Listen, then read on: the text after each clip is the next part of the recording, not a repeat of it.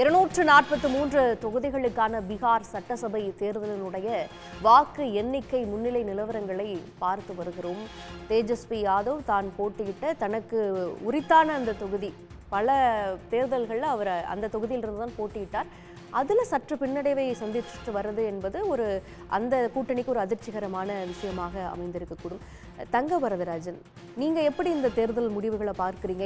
NDA கூட்டணி எந்த மார்ஜினுக்கு போகும், எந்த அளவுக்கு செக்யூர் பண்ணுங்கிற ஒரு கணிப்பு இருந்தது. தேர்தலுக்கு பிந்தைய கருத்து கணிப்புகள்லாம் பார்த்தோம். ஆனால் அதை அப்போசிஷன் ஸ்ட்ராங்காக எதிர்த்தாங்க. இல்லை, நல்லா பர்ஃபார்ம் பண்ணியிருக்கு மகாகட்பந்தன் அப்படின்னு. இந்த தேர்தல் வெற்றிக்கு பல்வேறு காரணங்களை சொல்ல முடியும். ஒரு காரணம் கிடையாது, பல்வேறு காரணங்கள். நான் அடுக்கடுக்காக சொல்கிறேன். இந்த தேர்தலை பொறுத்தளவு பார்த்தீங்கன்னு சொன்னால், நீங்கள் கருத்து கணிப்பு சொன்னீங்க. நிச்சயமாக நாங்கள் பாரதிய ஜனதா கட்சி பொறுத்தளவு எப்பயுமே தலைவர்கள் நாங்கள் என்ன சொல்லணும்னு சொன்னால், தேர்தல் முடிந்த பிறகு எங்களுடைய பூத் லெவல் ஒர்க்கர்ஸ் கொடுக்கறத வச்சு தான் நாங்கள் எத்தனை தொகுதி அப்படிங்கிறது நாங்கள் மதிப்பிட்டிருப்போம். அதனால் தேர்தலுடைய எக்ஸிஸ்ட் போலாக இருக்கலாம், ஒப்பீனியன் போலாக இருக்கலாம், எப்பயுமே நாங்கள் பாஜக நம்ப மாட்டோம். அது 2004 நாங்கள் தான் திருப்பி ஆட்சி வருவோம்னு சொன்ன அதெல்லாம் கிடையாது. அருண் எதிர்கட்சியில் இருக்கிறவங்க என்ன சொல்றாங்கன்னா, நீங்க நம்மளது எலெக்ஷன் கமிஷன் SIR ஃபீல்ட செட் பண்ணி வச்சிட்டீங்க ஆல்ரெடி. அதான் இப்போ இந்த அவங்க கேட்ட கேள்விகளுக்கும் உங்கள் கேள்விகளும் சேர்த்து வரோம். இப்போ நீ கடந்த அதனால் நாங்கள் டபுள் இன்ஜின் சர்க்கார் அங்கே வேலை செய்திருக்கின்றது உண்டு. டபுள் இன்ஜின் சர்க்காருடைய திட்டங்கள், மத்திய அரசு திட்டங்களை எங்களுடைய தொண்டர்கள், தேசிய ஜனநாயக தொண்டர்கள் கொண்டு சேர்த்துருக்கிறாங்க. ஒன்று, இந்த தேர்தலில் யாருக்கு போட்டிங்க, சுசானத்துக்கும் காட்டாட்சிக்கும் இடையே நடந்த போட்டி, நம்பிக்கை விதைத்தவர்களுக்கும் அவநம்பிக்கை விதைத்தவர்களுக்கும் நடந்த போட்டி. இந்த போட்டியில் நாங்கள் வெற்றி இருக்கின்றோம். அதனால் எங்களை பொறுத்தளவு நாங்கள் எப்பயுமே கருத்து கணிப்பெல்லாம் தாண்டி தான் நாங்கள் வெற்றி பெற்றிருக்கிறோம்.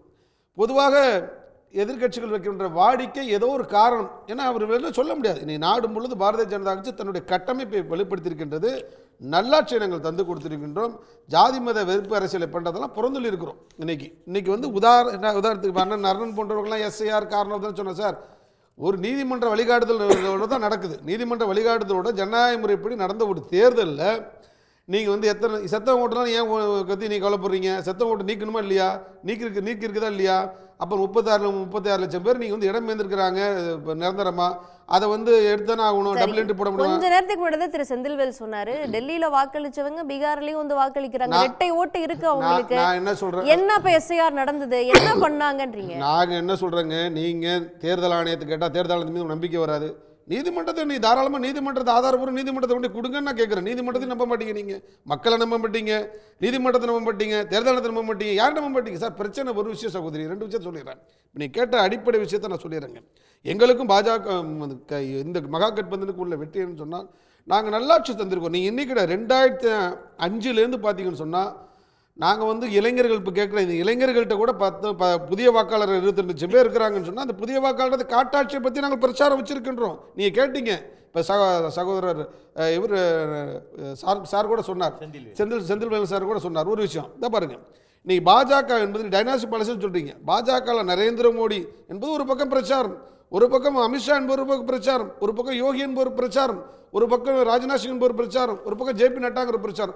எங்கள்கிட்ட எல்லா கட்ட தலைவர்களும் எல்லா பகுதியிலுமே பிரச்சாரம் பண்ணுறாங்க. நீங்கள் என்ன பண்ணுறீங்க, ஒரே ஒரு ராகுல் காந்தி பிரியங்கா காந்தி வந்தால் தான் அப்படிங்கிறது. இதுதான் உங்களுடைய பலவீனம். நாங்கள் எங்கள்கிட்ட நரேந்திர மோடி என்று சொன்னாலும் பல தலைவர்கள் எங்கள்கிட்ட பிரச்சாரத்தில் இருக்கிறாங்க. நிதிஷ்குமார் பல தலைவர்கள் போகிறாங்க.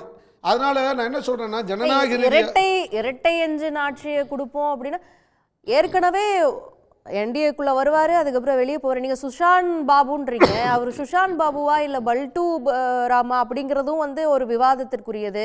நாளைக்கு அவர் மரியாதையா நடத்தல, அவருக்கு சீஃப் மினிஸ்டர் போஸ்ட் இல்ல, ஏதாவது ஒரு மரியாதை குறைவா நடந்துச்சு அப்படின்னா முடிவுகளை மாத்திக்க கூடியவர் தான் திரு நிதிஷ். அதையெல்லாம் உணர்ந்தவர். அதனால அதெல்லாம் ஹேண்டில் பண்ண எங்களுக்கு தெரியும். நிச்சயமாக தேசிய ஜனநாயக கூட்டணி மக்கள் எங்களை வாக்களிச்சாங்க. தேசிய கூட்டணி ஆட்சி அமைக்க போறோம். அறுதி பெரும்பான்மைக்கு தேவையான விட ஆட்சி அமைக்க போறோம். சுஷாந்த் பாபுனா அப்படி என்ன சார் பெரிய மாற்றம் வந்துருச்சு பீகார்ல? 20 வருஷத்துல என்னது பண்ணாரு நிதிஷ்? பாருங்க, நீங்க 2005 முன்னாடி பீகார் நீங்க ஒப்பிட்டு பார்க்கணும். நீங்க வறுமை எவ்வளவுங்க இருந்துச்சு?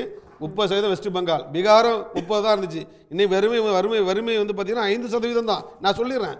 நீங்க சாலை நல்ல சாலை இருந்துச்சா? 2005 வந்த பிறகு பெண்கள் பொருளாதார மேம்பாடு ஏற்படுத்தி பண்ணார். ஜீவிகாங்கிற திட்டத்தை கொண்டு வந்தார். கிட்டத்தட்ட 11 லட்சம் மகளிர் சுய கொண்டு வந்து அவர்களை மேம்படுத்துவதற்கான அத்தனை வேலைகள் செய்தார்.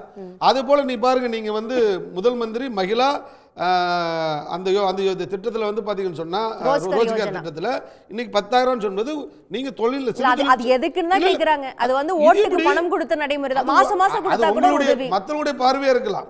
சிறு தொழில தொழில் பண்ற பெண்களை மேம்படுத்தணும் அப்படி என்பதுதான் தொழில். அதுன்னு சொல்லியிருக்கிறோம். சரியாக நீ கட்டுனீங்கன்னா 6 மாசத்துல திருப்பி வந்து உங்களுக்கு வந்து 2 லட்சம் நம்ம கொடுக்கணும்னு சொல்றோம். ஆக அந்த அளவுக்கு அதனால தான் பெண்கள் இன்னைக்கு அவர்கள் வாக்களிச்சிருக்கிறாங்க. உதாரணமாக அது மேல பூர்ண மதுவிலக்கு அங்கே அமல்படுத்தியிருக்காங்க. அது மாத்திரம் கிடையாது, 2010 50% உள்ளாட்சியில் பெண்களுக்கு அவர் இடஒதுக்கீடு கொடுத்தாருங்க. உடனுக்குடன் செய்திகளை தெரிந்து கொள்ள சன் நியூஸ் பெல் ஐகானை கிளிக் பண்ணுங்க.